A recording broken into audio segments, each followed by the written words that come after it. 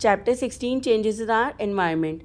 हमारा environment living और non living things का बना है, like air, water, land, plants and animals. ये सब आपस में इंटरैक्ट करते हैं। ह्यूमन बींग्स ने एनवायरनमेंट और एटमॉस्फेयर में काफ़ी चेंजेस किए हैं। Human beings have change the grasslands around them into farmlands. Forest को भी क्लियर किया गया है कॉलोनीज और फैक्ट्रीज को सेटअप करने के लिए, जिसकी वजह से वाइल्ड लाइफ हैबिटेट्स डिस्ट्रॉय हुए हैं। Human activities have also made some changes in the atmosphere too. Factories को सेटअप किया गया है, व्हीकल्स बहुत सारे आ गए हैं रोड्स पे, जिनसे स्मोक एमिट होता है और वो एयर, वाटर और लैंड को पॉल्यूट करते हैं। ग्रीन हाउस एक ग्लास हाउस होता है जिसमें प्लांट्स को ग्रो किया जाता है, specially during winter season. Green house climate को कंट्रोल करता है। जैसे सन रेज जो होती हैं वो ग्लास के थ्रू पास होती हैं और ग्लास उन सन रेज को ट्रैप करता है, एस्केप होने से रोकता है। Green house gases, earth's atmosphere is a blanket of gases.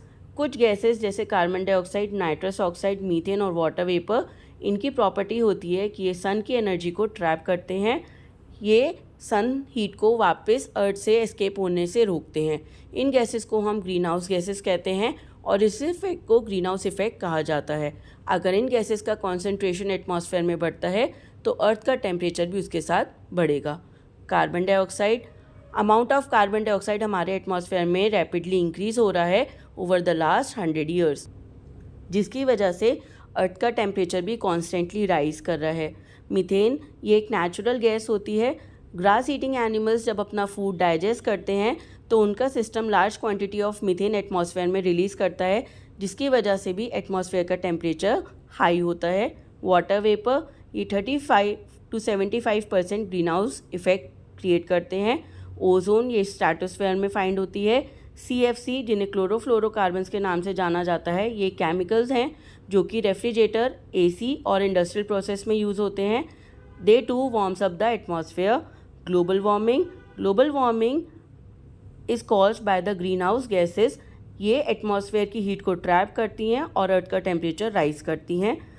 कुछ सालों में, स्पेशली इन लास्ट 1 सेंचुरी, अर्थ का टेम्परेचर बहुत ज़्यादा राइज हुआ है। क्लाइमेटिक कंडीशंस वर्स होती जा रही हैं। आइस पोलर कैप्स मेल्ट हो रहे हैं, जिसकी वजह से ओशंस और सीज़ में water level day by day बढ़ता जा रहा है, जो हमारे लिए एक बहुत बड़ा थ्रेट होगा। काफ़ी सारी कंट्रीज़ ने एग्रीमेंट साइन किया है which are aimed at reducing greenhouse gas. One such agreement is Kyoto Protocol. Pollution, it is the spoiling of land, air and water. Smoke from the vehicles, factories and house foils the air. Garbage from the houses throws in the open pollutes land and air और इससे disease भी होती है। Oil spill हो जाता है during the extraction of petroleum, जिसकी वजह से एक्वेटिक प्लांट्स और एनिमल्स को हार्म होता है। हमें पॉल्यूशन को कंट्रोल करने के लिए कुछ स्टेप्स लेने चाहिए। We must restrict the use of vehicles and electricity.